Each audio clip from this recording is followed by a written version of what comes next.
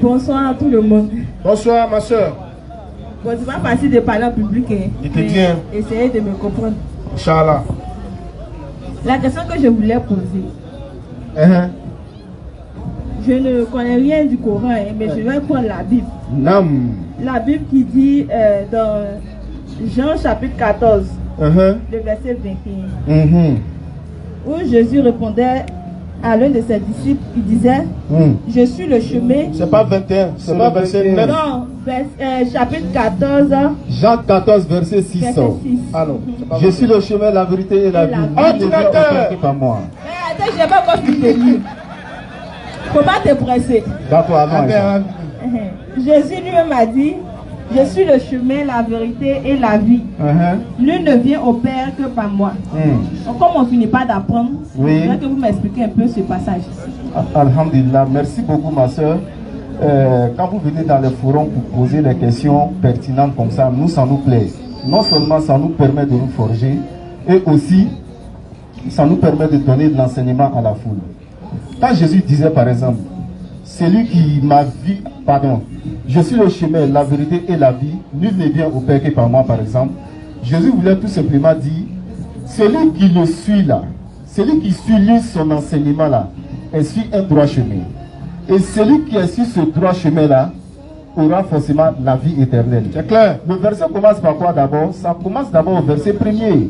Jésus-Christ dit, Jean chapitre 14 verset 1er, Jésus-Christ dit, que votre cœur ne se trouble point. Croyez en Dieu et croyez en moi. Il y a plusieurs maisons dans la demeure de mon Père. Si cela n'était pas, je vous l'aurais dit. Claire. Je m'en vais vous préparer une place. Et quand je m'en serai allé et que je vous aurai préparé une place, je reviendrai et je vous prendrai avec moi, afin que là où je sois, vous y soyez aussi. C'est clair. Et maintenant, vous savez où je vais et vous connaissez le chemin.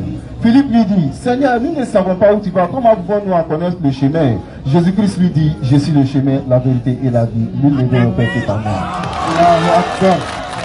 Voici le contexte. Donc, ma soeur, vous comprenez ici que quand Jésus-Christ dit, je suis le chemin, la vérité et la vie, cela voudrait dire que c'est lui qui croit en son message, en son temps. Parce qu'il faut noter que ce message ne vous concerne pas. Il faut noter qu'en son temps, c'est lui qui écoute la parole de Jésus-Christ. Lui, il est le chemin. Ce qu'il dit, c'est la vérité. Et où ils vont partir, c'est le Père, ils vont partir. C'est pas chez lui. La vie éternelle. Il dit, bon, il y a des personnes qui pensent que quand on dit, quand Jésus-Christ dit, je suis le chemin, la vérité et la vie, en même temps, c'est lui qui est au goudron là. Non. Jésus-Christ, il manifeste la volonté de Dieu sur la terre. Il interdit ce que Dieu a interdit et il ordonne ce que Dieu a ordonné. Lui-même, il le dit dans Jean 5, verset 37. Il dit, le Père qui m'a envoyé a lui-même rendu témoignage de moi. Vous n'avez jamais vu son visage et vous n'avez jamais entendu sa voix. Non. Alors que Jésus-Christ, c'est lui qui lui parlait. Donc, ici, là, ça ne concerne pas les chrétiens, ça ne concerne pas les juifs, ça ne concerne pas les catholiques, ça ne concerne pas les évangéliques, mais ça concerne que ceux qui ont vécu avec Jésus. C'est bon? Non, c'est pas bon. Je n'ai pas bien compris. Quand Jésus disait qu'il est le seul chemin, la vérité et la vie, là, il disait ça pour ses disciples. Reprenons le passage, maman. Jésus lui dit, je suis le chemin, la vérité et la vie. Est-ce qu'il a dit je suis le seul chemin? Non, il a dit je suis le chemin. Il n'a pas dit le seul chemin. Non, il dit le chemin. Maintenant, qui a la destination? La destination du chemin. Bon, ici il est écrit, je suis le chemin, la vérité et la vie. Nul ne vient au Père que par moi. Donc c'est pas chez lui, on va chez qui? Chez le Père. Donc lui, il est le moyen. Oui, oui. Sinon, il n'est pas le Père. Non, non. Donc il est le moyen pour ses disciples et ceux qui ont cru en lui à son époque. Parce qu'il a dit dans la Bible, dans Matthieu 28, 19, il dit, quand tout va finir, je serai assis sur mon trône de gloire. Et vous qui m'avez suivi, vous serez de même assis sur 12 trônes et vous jurez les 12 tribus de la maison d'Israël. Même pas une maison pour Afrique, encore moins pour la Côte d'Ivoire. Donc, je pense que c'est facile à comprendre. En fait, la question que je vous ai posée là, selon votre explication, où Jésus a dit, je suis le chemin, la vérité et la vie, c'était pour ses disciples ou bien c'était pour les chrétiens? Tu as dit, Oustaz. Non, selon vos explications. Bon, maman, Jésus-Christ dit, je n'ai été envoyé qu'aux enfants d'Israël.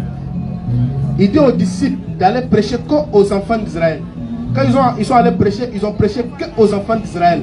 Donc ce message-là, il s'adresse aux enfants d'Israël qui sont en son époque et puis devant lui. Parce que c'est Philippe qui a posé la question. Est-ce que Philippe c'était un Ivoirien? Donc c'est à Philippe, il parlait ainsi que les autres. Vous comprenez, non? Donc ce message-là, c'est un grand message, hein? Il dit, je suis le chemin, la vérité et la vie. Est-ce que vous savez, au temps d'Abraham, il faut croire au message de qui peut être sauvé? Au temps d'Abraham. Hein? Bon, ce que moi je sais, c'est qu'Abraham, jusqu'à Jésus, les gars annonçaient la venue de Jésus. Je suis d'accord. Maintenant, dans le temps là, on appelait Dieu, Dieu, selon la Bible. Dieu. Maintenant, il a dit, maintenant, quand Abraham prêche la parole de Dieu, ceux qui ont cru en lui là, s'ils meurent, ils vont où? Bon, en ce moment-là, je peux répondre. Vas-y, vas-y, ma soeur. Répondez. Comme selon ce que je disais, au temps d'Abraham jusqu'au Nouveau Testament, on appelait Dieu Dieu. Et puis avec d'autres attributs que les hommes lui ont donnés. Maintenant, il a dit qu'il allait se révéler. Et quand il s'est révélé au nom de Jésus. Ah bon, hein? Au nom de Jésus. Donc c'est Jésus qui est Dieu, c'est ça, non? Pour répondre directement, Hein? ça va envoyer comme un débat. Bon, réponds indirectement. Bon, répondez indirectement, s'il vous plaît. Maman, allez-y. Oui. Allez-y. On va vous aider si vous voulez. Selon la Bible, dans la Bible que moi je lis, au temps d'Abraham jusqu'à avant la venue de Jésus, pour faire pardonner les péchés, on immolait les animaux. C'est ça, on immolait les animaux. Maintenant, quand Jésus est venu mourir, il a dit, ah, maintenant là, vous n'allez plus immoler les animaux, mais vous allez réclamer mon sang, et puis vous allez confesser vos péchés, et vos péchés vous seront pardonnés. Mais ça, c'est écrit où? Bon, la maman, elle a besoin d'enseignement. Bon, madame, excusez-nous. Vous m'avez posé une question, c'est ça. Voilà, au temps d'Abraham, là, la question qu'on vous a posée là, on vous a demandé tout simplement, au temps d'Abraham, ceux qui ont cru en Abraham là, avant que Jésus ne vienne mourir pour leurs péchés là, parce que c'est du péché adamique que vous parlez. Le péché qu'Adam a commis là, c'est de ça que vous parlez, non? Mais Jésus est venu mourir pour quel péché? Elle dit à l'époque, pour pardonner les péchés, il faut faire les animaux, les bœufs, les trucs. Oh, Jésus-Christ, quand il est venu, il a donné lui-même son corps. Justement, je dis, au temps d'Abraham là, quand les gens qui croyaient en Abraham là, quand ils mouraient là, ils partaient où? Ah, voilà, parce que Jésus-Christ n'est pas là en ce moment. Ceux qui croyaient au prophète Abraham là, quand ils mouraient, ils partaient où?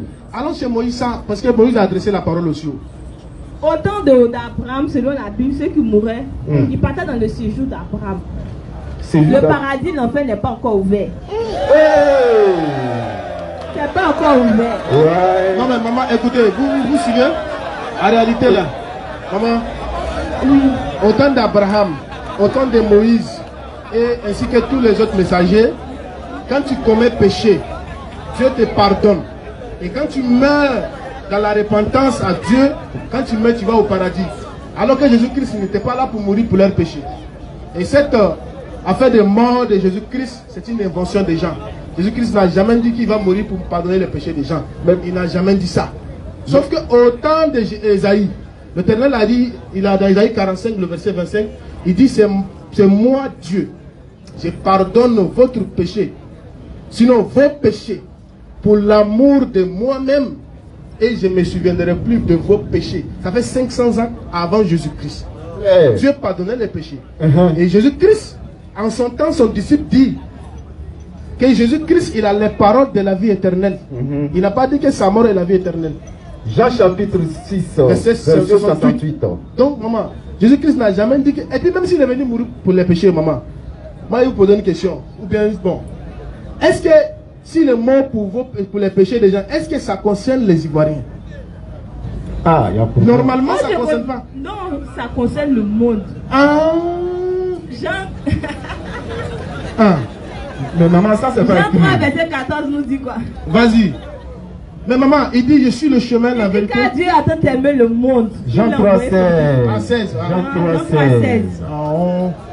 Non, pas au début, j'ai dit c'est difficile de parler de car Dieu a tant aimé le monde et qu'il a envoyé son fils. Quand on dit le monde là, c'est qui? Ah, ok.